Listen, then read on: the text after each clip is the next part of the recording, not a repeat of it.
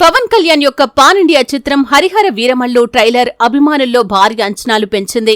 Trailer ప్రారంభం నుంచి Grandier's visuals, powerful dialogues తో ఆకట్టుకుంది. ధర్మం, ఔరంగజేబ్, కోహినూర్ వంటి హిస్టారికల్ ఎలిమెంట్స్ తో కథనం ఆసక్తికరంగా ఉండబోతుందని సంకేతాలు ఇచ్చాయి. ట్రైలర్ మొదటి 1.5 నిమిషాలు చాలా ఎఫెక్టివ్ గా కనిపించాయి.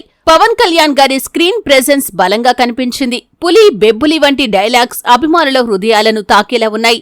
హరిహర వీరమల్లు పాత్రను పవర్ఫుల్ గా ఎలివేట్ చేయడానికి ట్రైలర్ ప్రయత్నించింది. అయితే ట్రైలర్ రెండవ భాగంలో కొంత ఒత్తిడిగా అనిపించింది. భారీ యాక్షన్ సీక్వెన్స్లు, వేగంగా మారే షాట్స్ వల్ల కొంచెం క్లారిటీ తక్కువగా అనిపించొచ్చు. చాలా విజువల్స్ ఎలిమెంట్స్ ఉన్నా స్టోరీలోని భావోద్వేగాలకు సరైన స్పేస్ ఇవ్వలేదనిపించింది.